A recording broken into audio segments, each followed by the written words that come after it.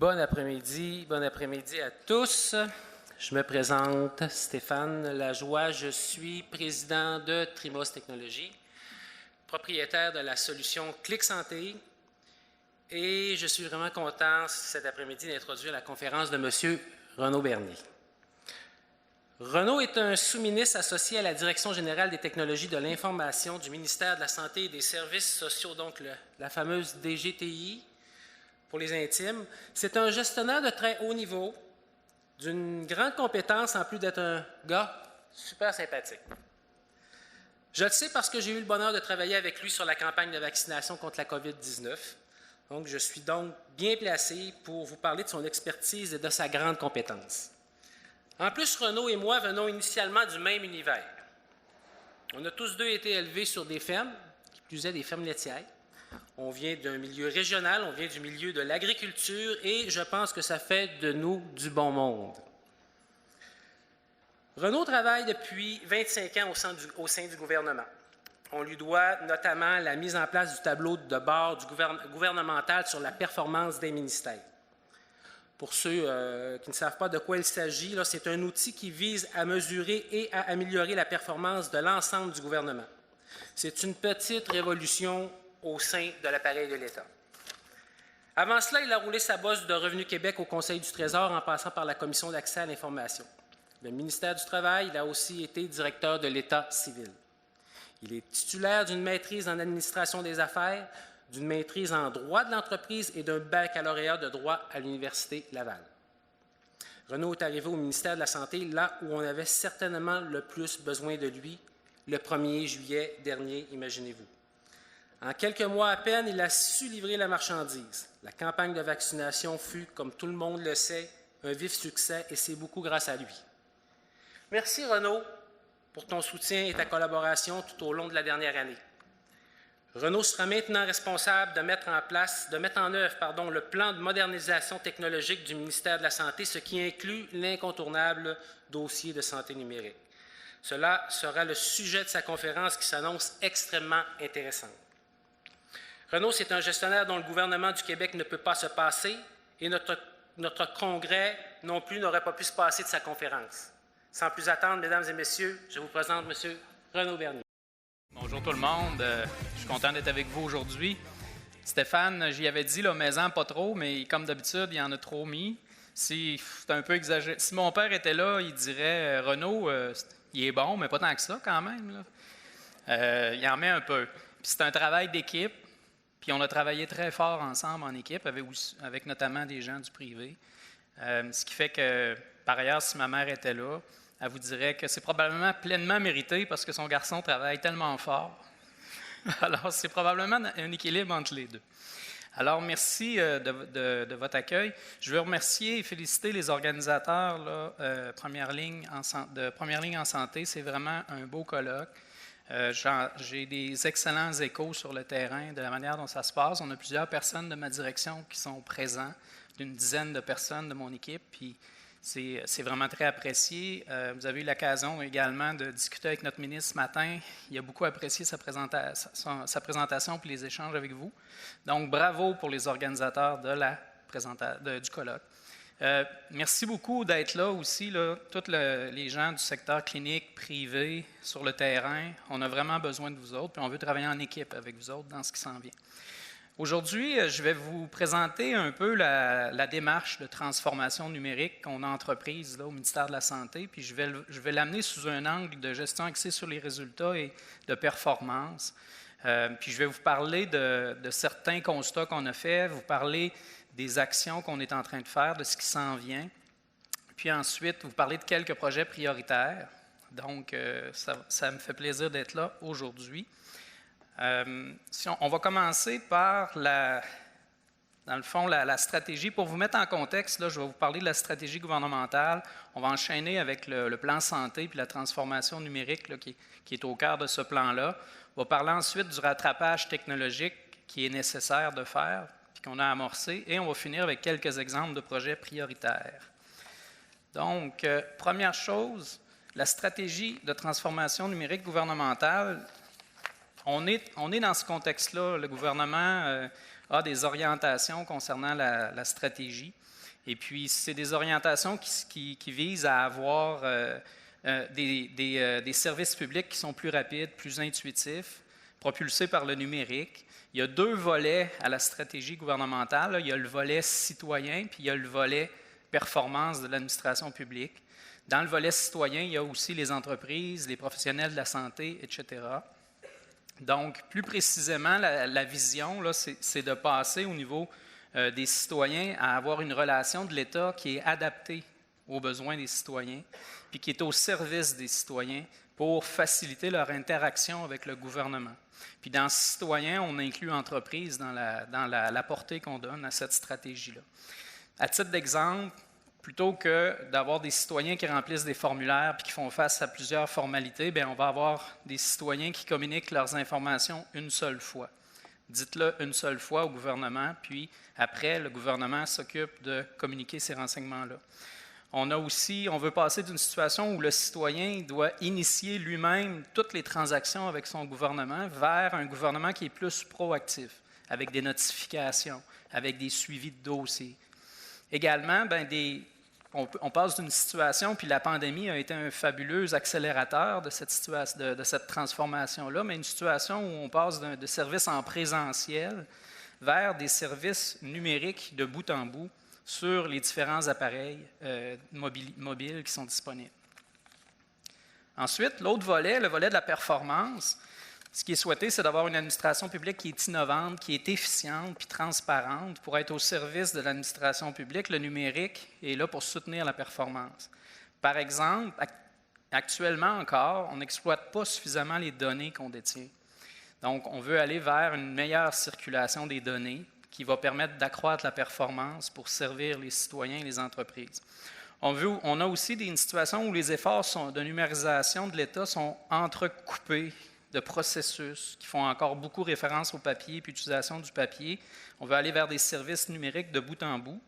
Puis également, au niveau des employés de l'État puis des entreprises, on ne veut pas que ces personnes-là importantes se sentent incapables de participer à la transformation. On veut qu'ils soient les bienvenus puis qu'ils participent à la transformation. Au niveau de la performance, on travaille sur 3 axes là, avec la transformation numérique là, dans le réseau de la santé et des services sociaux plus particulièrement. Ce qu'on recherche, c'est l'équilibre entre l'efficacité, donc d'atteindre nos objectifs, l'efficience, de les atteindre avec une utilisation optimale des ressources, et aussi, ce qui est très important, la pertinence. Donc, d'avoir les bons outils et les bons systèmes de la bonne façon puis au bon endroit. Puis se questionner constamment, se remettre en question constamment sur ce qu'on fait, est-ce que c'est la bonne chose et est-ce qu'on le fait de la meilleure façon.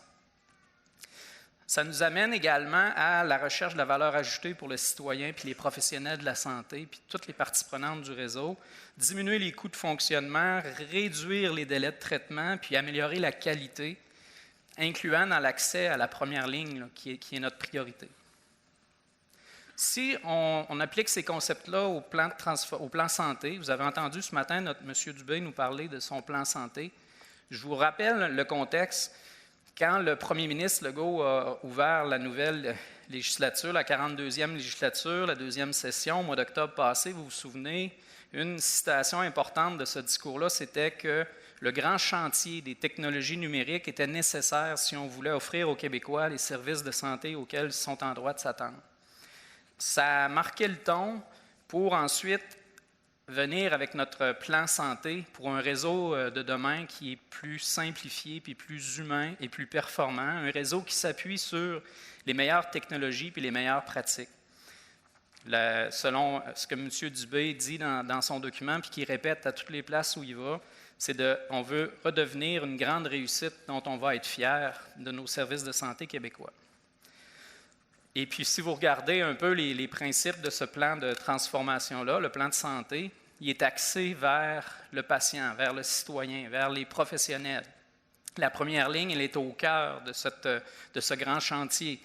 On le voit là, ce qu'on souhaite, c'est d'avoir la meilleure expérience patient au monde. C'est ça qu'on recherche. On veut que le citoyen soit au centre de cette transformation-là. Avoir une plus grande accessibilité en première ligne, une meilleure accessibilité dans les urgences et les soins spécialités. L'accessibilité, c'est d'abord la voie que nous recherchons. En santé mentale, même chose, au niveau des aînés, des personnes vulnérables, au niveau de la protection de la jeunesse, toutes les clientèles vulnérables, ce qu'on souhaite, c'est avoir un meilleur accès aux différents services de première et aussi de deuxième ligne. Au niveau de la performance, bien, ce plan-là va nous permettre d'améliorer la performance, notamment au niveau de l'accès des données, comme je vous parlais tantôt, pour avoir une information qui est juste, qui est accessible. Ça va permettre aussi de prévoir, et plutôt que de guérir, là, de prévenir à certains niveaux. Ça va encourager l'innovation. Puis vous allez voir tout à l'heure, on a structuré la démarche. Il y a également du financement qui vient pour réaliser ce plan-là. On a une gouvernance et une performance qui va être accrue, notamment par différentes mesures de décentralisation. Et le personnel va être au cœur de tout ça, ainsi que les cliniciens, puis les différents acteurs de l'écosystème. Entre autres, le ministère se lance le défi de devenir un employeur de choix, grâce au TI notamment, pour avoir des meilleures conditions de travail, des meilleurs outils, etc. Dans le plan santé, ça m'amène à mon sujet principal. On voit qu'on annonce un grand chantier de modernisation technologique. Donc, on va rendre plus de détails publics dans les prochains jours, sous peu. Donc, je ne vous dévoilerai pas toutes les punches, mais vous suivrez dans les médias. Bientôt, on va rendre les détails de ce plan-là disponibles. Ce qu'il vise à faire, ce plan-là, c'est de répondre aux enjeux de capacité et d'efficience du système de santé et de services sociaux, mieux outiller les professionnels, offrir aux Québécois des services de santé qu'ils sont en droit d'attendre et mettre les ressources au bon endroit pour s'assurer que chaque dollar qu'on investit en technologie de l'information est investi de la bonne façon puis à la bonne place pour maximiser les retombées pour le citoyen et les professionnels. Pourquoi on fait ça? C'est parce qu'on a fait le constat qu'il y a un rattrapage technologique qui est vraiment nécessaire dans le domaine de la santé. Vous êtes dans ce domaine-là, donc vous connaissez le contexte. Je vais juste rappeler certains constats pour ensuite vous parler des actions à venir. C'est un réseau éminemment complexe, là. C'est immense, là. C'est des milliers de parties prenantes, plus de 300 000 travailleurs sur le terrain. Vous avez des établissements, des cliniques médicales, pharmacies communautaires, des services préhospitaliers d'urgence, tous les partenaires dans le domaine de l'éducation municipale, services de garde, les ressources institutionnelles, les organismes comme RAMQ, Office des personnes handicapées, qui sont également dans le portefeuille du ministère de la Santé, les établissements, CHSLD, RPA, etc. Il y en a énormément et dans cet écosystème-là, il y a aussi beaucoup de fournisseurs technologiques qui sont une partie prenante de cet écosystème-là. C'est un réseau qui est un des plus gros en Amérique du Nord au niveau technologique. C'est majeur. Il est en action 24 heures sur 24, 7 jours sur 7, avec des multitudes d'activités et de soins qui sont donnés front à la population, donc en première ligne. Moi, j'ai eu la chance de travailler dans plusieurs organisations avant, et puis je vous le dis, puis je vous félicite, puis je nous félicite. C'est les gens les plus dévoués que j'ai vus au gouvernement du Québec dans le domaine de la santé, puis avec le plus grand respect que j'ai pour tous les fonctionnaires, puis tous les organismes qu'il y a dans le gouvernement, c'est à la santé, puis en particulier depuis 2 ans, c'est une mission vraiment essentielle, puis les travailleurs, puis les entreprises, puis les cliniciens, il faut faire vraiment un chapeau pour remercier et féliciter tout ce qui a été fait. Je suis pas mal travaillant moi-même personnellement, puis là j'ai trouvé chaussure à mon pied. Des gens extrêmement travaillants, dévoués, dédiés, qui ont des idées, qui innovent, puis qui veulent tous ensemble avoir des meilleurs services de santé, puis qui ont une mission commune très claire et inspirante. Alors je vais passer rapidement là, au niveau technologique. Vous savez, il y a plus de 9 000 systèmes d'information dans le réseau, 65 000 équipements connectés, des milliers de serveurs, des centaines de milliers d'équipements informatiques, tout ça réparti dans 1600 installations. C'est gros, c'est diversifié, ça complexifie le travail de modernisation. Ce qu'on a fait quand je suis arrivé avec mon équipe l'été dernier, on a fait une analyse stratégique de la situation là, qui a repris plusieurs analyses qui avaient été faites par le passé. Une analyse SWOT là, avec les forces, faiblesses, menaces, opportunités pour bien positionner notre vision puis notre stratégie. Et puis, en gros, je vous donne quelques constats qui vont sûrement vous sonner des cloches. On l'a vu là, avec la pandémie, là, ça a vraiment mis en évidence la désuétude des systèmes technologiques. Puis aussi la difficulté à avoir de l'information de gestion de qualité puis en temps opportun. on n'avait pas l'information qu'il fallait pour bien agir et agir efficacement. Puis, ces systèmes-là dans le réseau, vous le savez, il y a eu de nombreuses réorganisations au fil des années. On est passé de 683 à 182 établissements, puis enfin à 34. Puis, il y en a plusieurs de ces systèmes-là qui fonctionnent encore en silo. Et puis ça complexifie le travail de modernisation. On a aussi la base là, de la pyramide, là, toute l'infrastructure technologique, là, les télécommunications, les accès Internet, la cybersécurité, les enjeux de virer vers l'info nuagique. Tout ça, ce n'est pas suffisamment robuste pour faire une transformation en haut de la pyramide si on ne corrige pas ça à la base en commençant. Donc, il y a des enjeux là-dessus. On a aussi beaucoup d'outils locaux qui sont désuets. Donc, c'est tout un défi. Et puis, ça affecte la performance du ministère, puis du réseau, puis des parties prenantes dans le réseau. On a beaucoup de tâches qui sont encore faites manuelles, beaucoup de processus basés sur le papier. Ça alourdit le travail, ça augmente les risques d'erreur, ça ajoute de la pression sur le personnel, puis si on est dans un contexte de rareté de ressources en plus. Puis le dossier de l'usager, bien, il est morcelé, il est encore beaucoup basé sur le papier, ce qui complexifie le parcours du citoyen. Il est obligé de répéter la même histoire plusieurs fois à plusieurs intervenants, puis il ne s'approprie pas de façon optimale ces données de santé dans un contexte comme celui-là. Puis les fournisseurs technologiques aussi sont affectés par cette complexité-là, cette lourdeur. Donc, on n'est pas seul, mais on a les constats qui se rejoignent. Et puis ça, bien, il faut ajuster ça dans un contexte international, puis plus particulièrement au Québec, de pénurie de personnel, de vieillissement de la population. C'est une des populations dans le monde où on est la plus vieillissante. Il y a un accroissement constant aussi de nouvelles demandes, de nouveaux programmes, de nouveaux services, puis il y a une croissance importante des dépenses. Donc tout ça, ça amène qu'au niveau des TI, il faut vraiment être efficient, puis il faut avoir une gouvernance très forte au niveau technologique. Or, un des constats qu'on a fait, c'est qu'on avait un nombre très élevé de projets TI en cours qui se sont accumulés au fil des années. C'est un peu comme de la sédimentation, là. Dans le fond, on ajoute des projets au fil des années. Il n'y a pas personne qui aime ça mettre fin à un projet. Tout le monde aime lancer des projets, là. Mais à un moment donné, il faut en enfermer là, des projets parce que sinon, on n'est pas efficient du tout. Donc, on avait cet enjeu-là. On a de la difficulté aussi quand on a beaucoup de projets comme ça. Puis avec un si grand réseau, d'avoir une vision intégrée du développement technologique puis de s'assurer de la pertinence des développements qui sont faits. Puis, ça implique qu'il faut prioriser. Puis tout le monde, on a le même objectif, c'est d'être efficace pour donner des services de qualité aux citoyens. Puis on a aussi des enjeux de maintenir l'équilibre entre des projets à court terme, qui sont des projets urgents, mais aussi des projets sur le long terme structurants de maintien d'actifs puis d'évolution d'actifs. Mais on a des forces, une expertise interne, mais on a aussi une expertise dans le privé. On a des partenariats stratégiques qu'on peut faire avec le privé. Puis on doit capitaliser sur ces forces-là. D'ailleurs, pendant la pandémie, on l'a fait. La pandémie, comme je vous le disais tout à l'heure, ça a mis en lumière la désuétude des systèmes.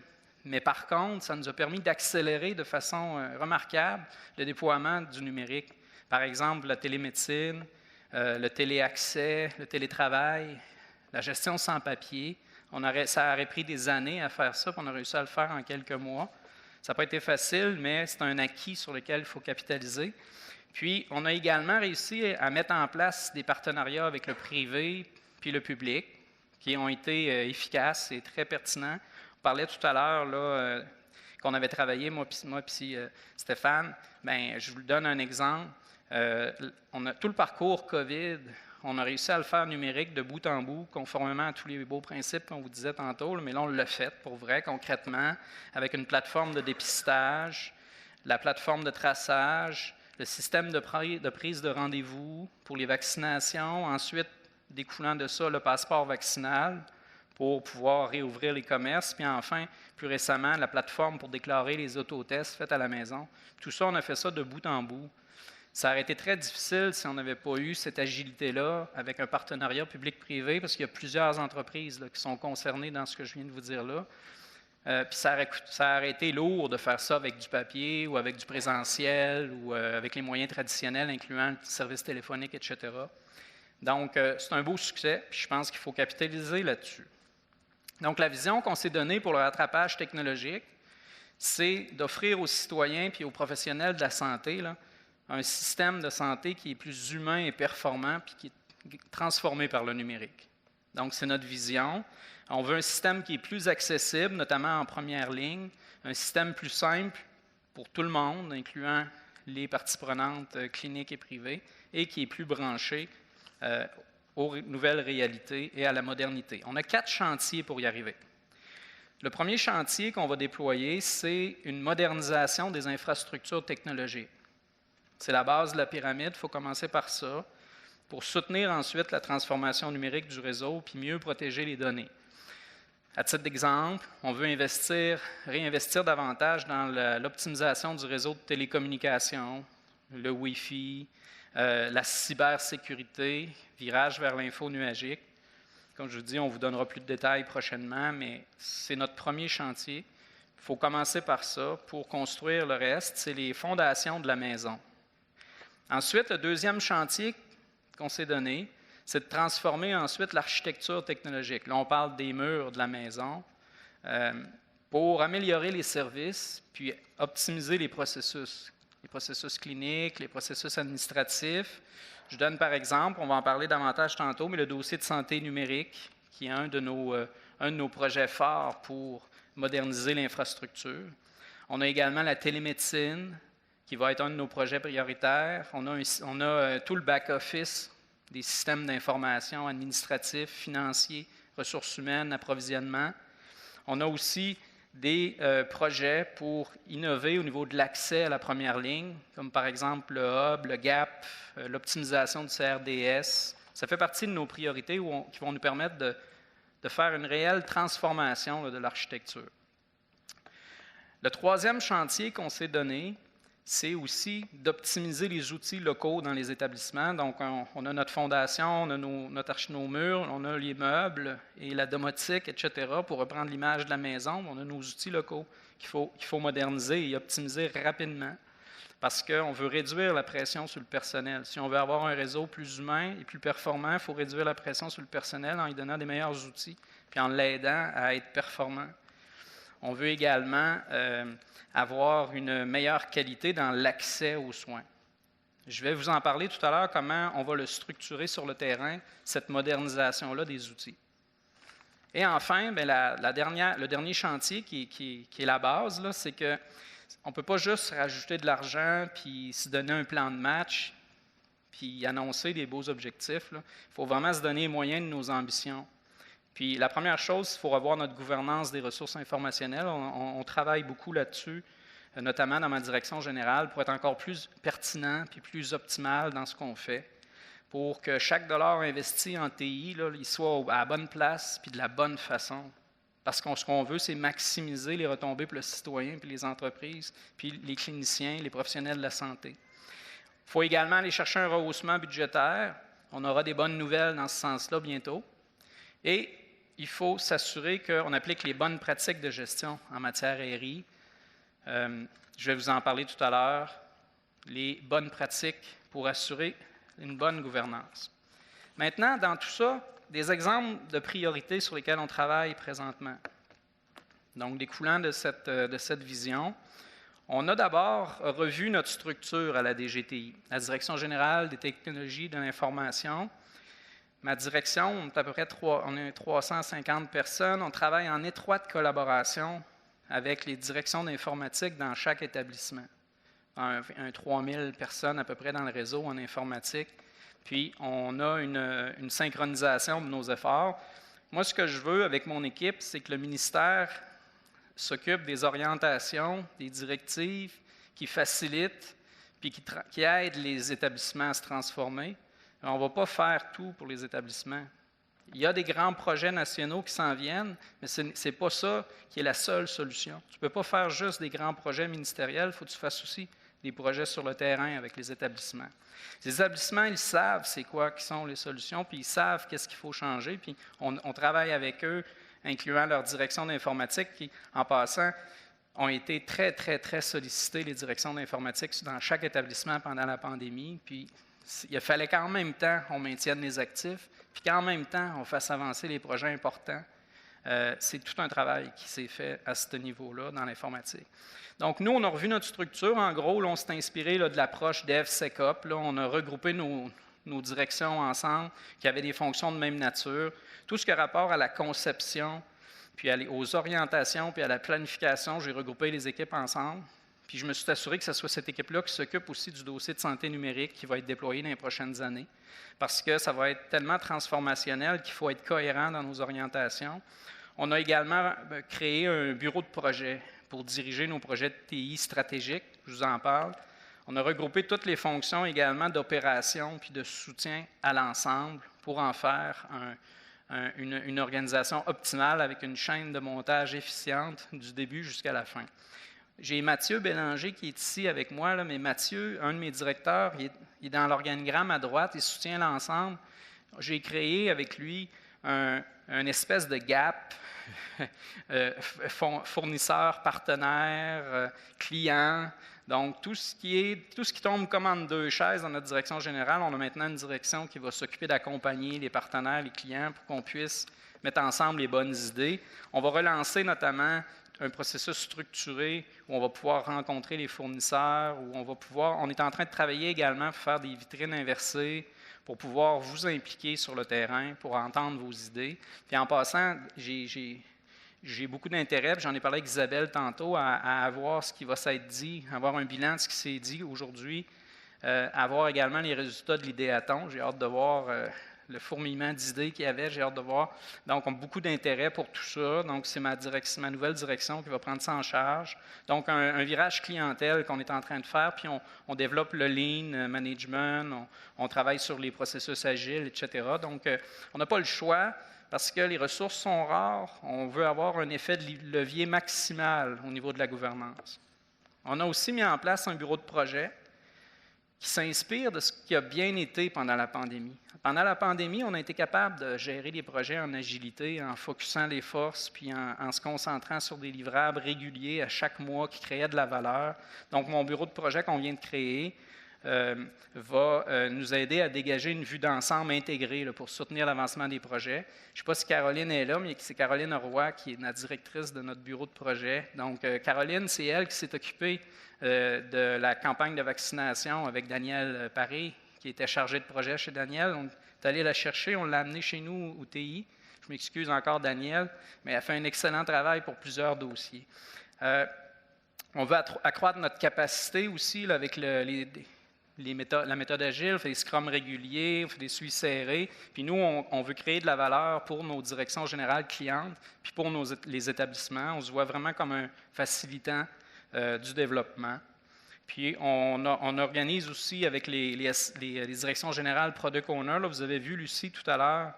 On travaille beaucoup avec Lucie. Elle a plusieurs projets. Elle est notre cliente, puis on l'aide à développer, entre autres, différents dossiers comme le GAP, entre autres. On a également mis en place un portefeuille de projets prioritaires. Je vais vous montrer tout à l'heure. On a 9 programmes, puis on a priorisé une quinzaine de projets. Puis au total, on en a une trentaine en exécution, puis 34 en analyse. Puis au niveau des programmes, on a fait ça comme ça parce qu'on va avoir une locomotive d'innovation dans chacun des programmes. Et puis avant, il y en avait près de 200 projets sur la table. Là, on s'est focusé sur 64, puis on va essayer de livrer les 15 à plus court terme qui s'en viennent. Par exemple, je vous le montre rapidement à l'écran, on a un programme. Le programme 1, c'est tout l'accès aux services. Donc, le GAP, le Hub, je vous parlais tout à l'heure du CRDS pour les services spécialisés, la télésanté. Programme 2, c'est toute la transformation de nos systèmes cliniques avec le dossier de santé numérique notamment. Système d'info de laboratoire, Prescription Québec, cancérologie, etc. Ensuite, on a notre programme numéro 3, protection de la jeunesse, avec Agirto, entre autres. La mise en place du rapport Laurent, notamment. Système de santé mentale, très important, entre autres. On travaille sur l'informatisation du programme québécois des troubles mentaux, notamment. Ensuite, on a notre programme sur les systèmes d'aînés et les soins à domicile, entre autres les maisons des aînés, l'infrastructure technologique qui soutient ça. Le soin à domicile également, sur lequel on travaille beaucoup. On optimise aussi nos systèmes d'information en santé publique. tout le parcours COVID. Il reste encore de l'optimisation à faire pour se préparer pour une éventuelle nouvelle pandémie. On informatise, entre autres, le processus de déclaration de décès présentement pour que ce soit beaucoup plus efficace, puis avoir besoin, on n'a plus les fax, etc.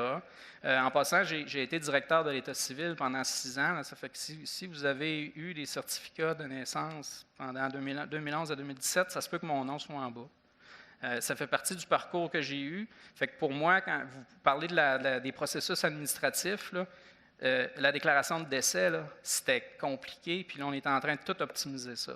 Ça fait que ça va être vraiment un gain important.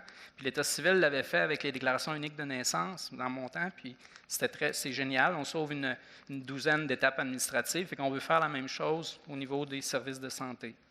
Ensuite, on travaille pour optimiser nos systèmes d'information avec les tableaux de bord, la gestion par résultat, exactement. On travaille fort aussi pour tous les systèmes, le programme 8, là, sur la gestion des finances, des approvisionnements et des ressources humaines. On a un projet important qui s'en vient là-dessus dans les prochaines semaines. Il va y avoir un appel d'offres à ce sujet-là. Puis enfin, on modernise l'infrastructure technologique, donc cybersécurité, télécommunications, virage vers l'info nuagique, consolidation aussi des systèmes en place. Il faut travailler aussi sur le maintien d'actifs. On en a 16 de prioritaires. Concrètement, voici 3 ou 4 exemples de projets. Ce que vous voyez là, je ne sais pas si Lucille l'a présenté. Je pense que Lucille l'a présenté ce matin, mais c'est la première ligne du futur. En arrière de ça, il y a de l'architecture technologique à réfléchir, puis il y a de nombreuses parties prenantes. C'est un document qui est public là, sur le site, là, que vous allez voir, le plan santé, là, le plan pour des changements nécessaires en santé. Vous avez différents documents de soutien. Vous pouvez aller les voir, c'est tout public.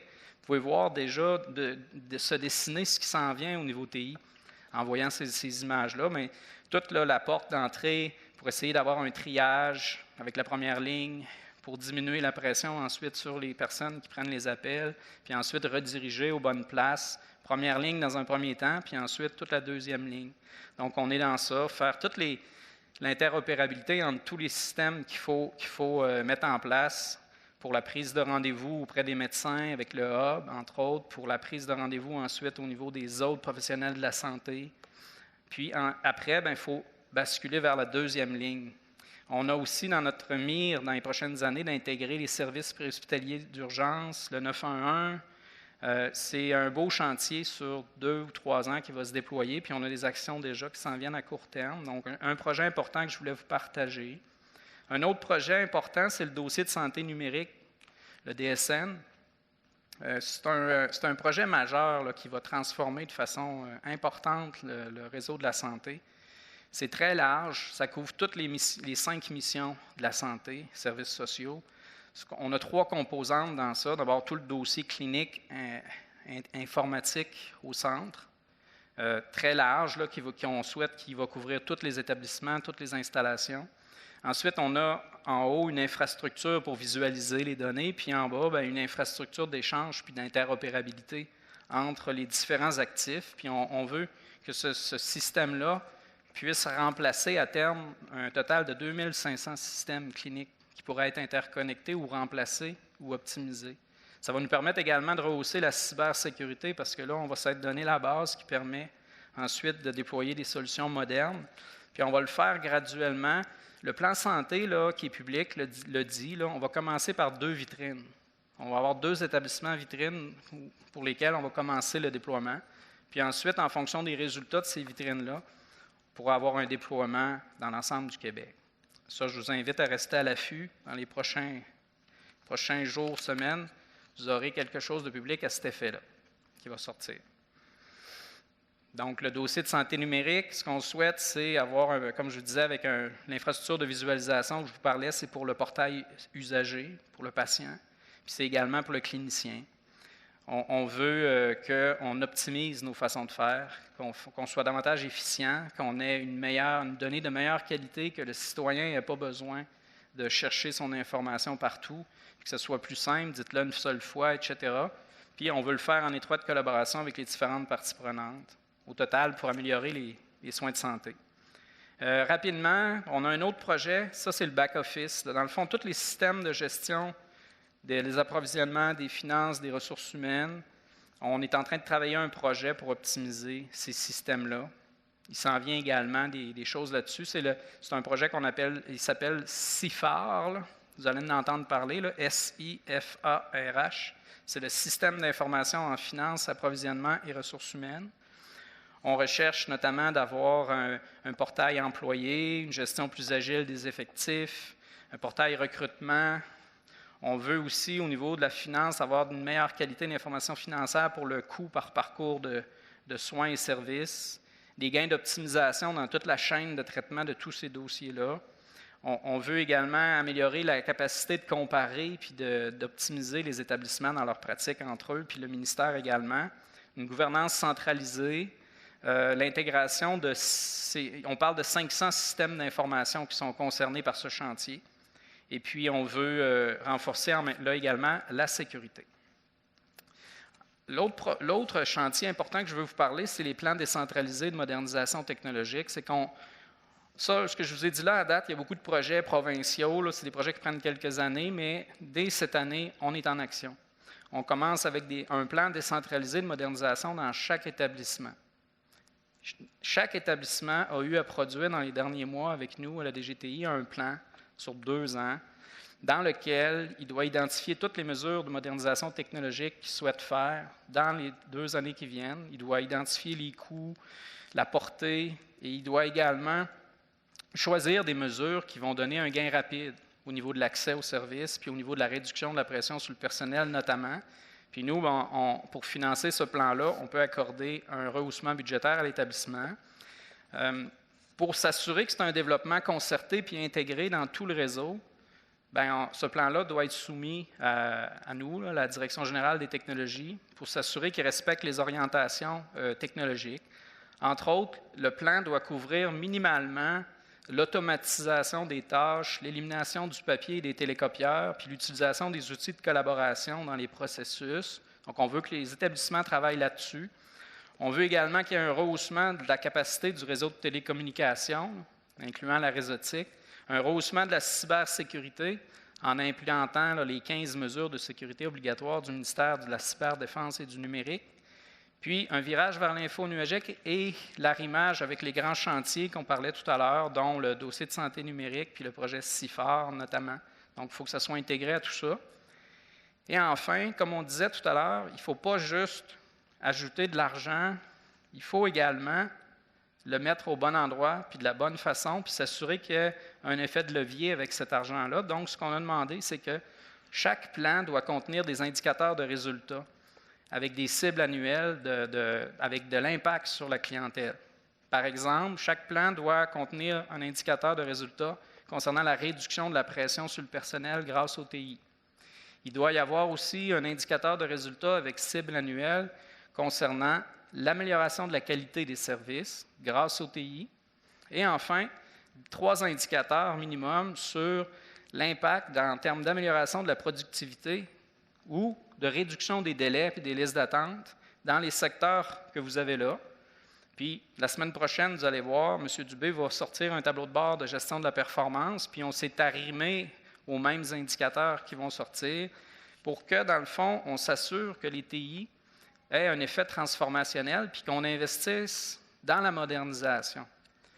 Pas seulement dans garder les lumières allumées, mais il faut qu'il y ait un équilibre entre les deux. Vous l'avez vu, là, on va avec les bases d'infrastructure, il faut quand même faire ça, mais il faut travailler sur la modernisation également. Puis il y a des attentes qui sont intégrées dans les ententes de gestion des PDG des établissements à cet effet-là. Donc nous, on fait une première année. À l'automne, on actualise. L'année 23-24 également, on a déjà un projet sur la table. Cet automne, on va actualiser. Ça aussi, dans les prochains jours, vous allez avoir plus de détails qui vont vous être communiqués là, publiquement. Donc, avec tout ce que je viens de vous dire là, en résumé, ce qu'on recherche, c'est d'avoir une gouvernance forte, de prendre acte des analyses qui ont été faites par le passé, puis d'investir au bon endroit de la bonne façon, puis on ne veut pas le faire seul. Comme je vous disais, on veut travailler en équipe, on travaille en étroite collaboration avec les établissements, avec les différentes directions générales du ministère, comme celle de Daniel Paré, Lucio Paterni, etc. Vous les avez vus notamment aujourd'hui. Et on veut travailler avec le réseau également, puis avec les fournisseurs, puis avec les cliniciens. Donc, dans nos projets, on a toujours une approche ouverte. Donc, comme je vous disais tantôt, moi, ce que je veux dans les prochains mois, c'est d'être davantage à organiser la relation avec le privé, comme on l'a fait durant la pandémie par la force des choses, mais j'aimerais ça qu'on puisse installer des bonnes pratiques, qu'on soit efficient dans ça. Par exemple, un nouveau processus où on pourrait avoir une certification, notamment, qui est plus agile, qui se fait plus vite, qui est toujours aussi rigoureuse, mais qui se fait plus vite. Avoir également la possibilité de faire, comme je vous disais, des vitrines inversées. J'ai un processus fournisseur également qu'on est en train d'optimiser pour bien encadrer quand vous souhaitez nous faire part de vos idées. Puis, on est très ouvert à les entendre. Comme je vous disais, dans ma nouvelle structure, on a mis en place une gouvernance qui va nous permettre de faire ça. Et puis, ce que je veux vous dire en terminant, c'est un gros merci. C'est vraiment un travail remarquable qui est fait dans le réseau de la santé, puis dans le privé, puis dans le domaine clinique. On est des gens dévoués qui sont animés par une vision là, qui est remarquable. Puis je suis vraiment fier avec mon équipe là, de collaborer à ça avec tout le monde.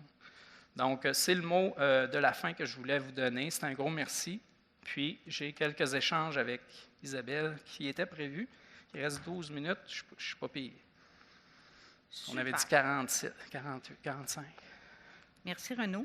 Ça fait plaisir. Fort intéressant. On vous a quand même questionné dans les dernières semaines, donc juste pour simplifier la période de questions. Renaud, tu nous as présenté énormément de projets quand même. Il reste-tu de la place pour l'innovation? Puis est-ce qu'il y a encore de la place pour vous proposer des projets? Oui, tout à fait. Parce que, dans le fond, là, ce qu'on a là c'est les grandes orientations, la vision, les axes stratégiques, les grands chantiers. Mais nos projets, là, on est en agilité. On n'a pas juste des grands projets nationaux. Donc, c'est pour ça que je vous dis qu'on veut avoir ce genre de processus-là plus optimal. D'ailleurs, dans les prochaines semaines, là, on va déjà commencer à préparer l'année 23-24. Là, on est en 22-23 avec les établissements. On a tout canné ça, mais pour l'année prochaine, puis à partir de l'automne, on va déjà être plus en action. Puis oui, il reste de la place parce que l'innovation, c'est en continu. On ne peut pas se dire, on a un plan, puis ça va se réaliser comme ça. C'est à toutes les semaines. Puis moi, à toutes les semaines, il y a des nouvelles affaires qui s'intègrent dans notre plan. Le plan, là, il est assez large pour intégrer de l'innovation au fur et à mesure. Puis on veut construire aussi des partenariats d'innovation avec le Bureau de l'innovation. On a déjà, avec l'équipe, chez mon collègue Daniel Desharnais, des travaux qui s'en viennent. Fait que vous pouvez également intervenir via le Bureau de l'innovation. On se synchronise, nous autres, à l'intérieur du ministère pour capitaliser sur l'innovation. Puis on est assoiffés d'innovation, mais il faut juste bien structurer ça pour respecter toutes les règles, puis être efficient dans l'analyse des idées aussi, puis dans les choix. Pour votre information, on a des gens du Bureau de l'innovation qui étaient présents aussi aujourd'hui. Une des questions qui revient très souvent, Renaud, pour les fournisseurs, c'est à savoir comment on fait pour communiquer avec la DGTI. Là, tu viens de proposer le Bureau de l'innovation. Tu nous as parlé d'une nouvelle direction de partenariat, mais en attendant que ça soit mis en place, y a-t-il un mécanisme? Vous travaillez déjà avec des entreprises, eux ont accès à vous. Les entreprises qui ne vous connaissent pas ou qui ont des projets à vous proposer, comment ils peuvent fonctionner? C'est une très bonne question. Puis elle est tellement bonne que tu aurais pu me la poser tantôt dans le briefing. J'aurais pu me préparer. Mais... Ah non, attends, on a Mathieu qui connaît l'adresse, par exemple. Non, je l'ai, c'est beau. Merci. Écoute, oui, on a une boîte à suggestions là, qu'on a. Isabelle, tu pourras donner l'adresse à tout le monde, peut-être dans un mailing ou autre, là, mais c'est fournisseur-DGTI à commercial m3s.gouv.qc.ca. C'est l'équipe de Mathieu qui va centraliser les demandes, puis c'est lui qui va gérer aussi un processus fournisseur pour s'assurer que toutes les demandes sont traitées de façon équitable, puis qu'il respecte tous les standards habituels qu'on doit respecter, notamment le registre des lobbyistes, toutes ces choses-là. Donc, on s'assure dans le processus fournisseur que tout ça c'est respecté. Donc oui, l'adresse va être rendue disponible. Vous allez l'avoir après le colloque. On modifiera ta présentation, on la rajoutera en dernière page. Un autre, bon, évidemment, l'ajout de nouvelles solutions puis de centralisation amène aussi, bon, tu as parlé des 15 mesures de cybersécurité. Donc, il y a un encadrement à faire au niveau de la certification, etc. On sait qu'il y a une refonte déjà au niveau de la certification TGV qui a été faite tout dernièrement. Est-ce qu'on doit s'attendre à ce qu'il y ait des changements aussi de ce côté-là? Est-ce qu'il y aura des ressources ou du développement à s'attendre là, par rapport justement à tout l'enjeu de cybersécurité de la certification des logiciels qui sont en contact avec ou qui interagissent dans les données avec les systèmes du ministère? Oui, tout à fait. Bien, la cybersécurité, ça va être la pandémie des prochaines années. Il va vraiment falloir être encore plus efficace, puis on s'organise pour ça. L'équipe qui s'occupe de la certification, je les ai regroupés avec l'équipe qui s'occupe de la cybersécurité. Donc, ils vont travailler en étroite collaboration maintenant ensemble.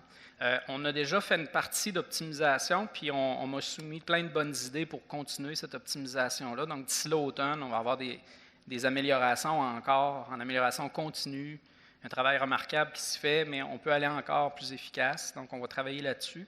Puis au niveau de la cybersécurité également, puis la certification, il faut que vous sachiez que dans l'écosystème, il s'est ajouté un nouveau joueur très important.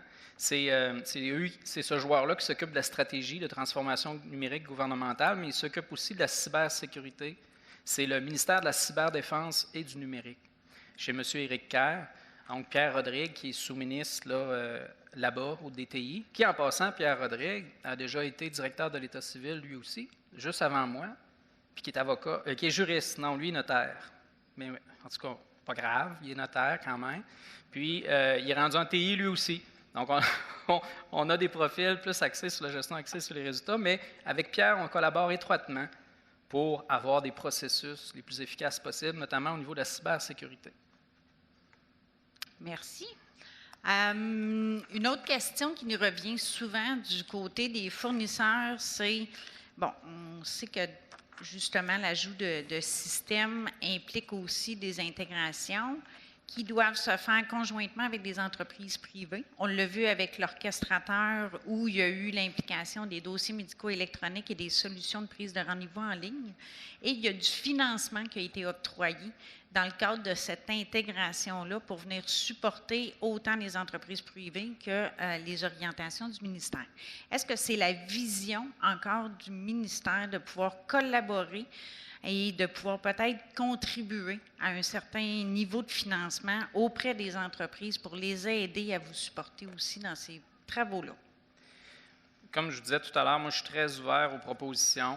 Il n'y a pas de décision formelle de prise là, quant à ta question, là, mais je suis ouvert à entendre. S'il y a des besoins qui ne sont pas rencontrés, s'il y a des éléments d'accélération qu'on pourrait faire pour être encore plus aidant, moi, je suis très ouvert. Puis le processus fournisseur dont je vous parlais tantôt, il sert un peu à ça aussi. Et puis, on l'a fait par le passé, puis ça a marché, donc c'est pas quelque chose qu'on va arrêter. Là. On est dans la même voie, dans la même vision. Donc, on peut s'attendre, c'est ça, à ce qu'il y ait des voies de communication aussi, puis des comités qui pourront interagir pour vous proposer des idées. Oui, on en a quelques-uns, puis on va accentuer cette approche-là d'ailleurs. Bien, sur ce, Renaud, je vais te remercier grandement de cette présentation. Merci à vous autres.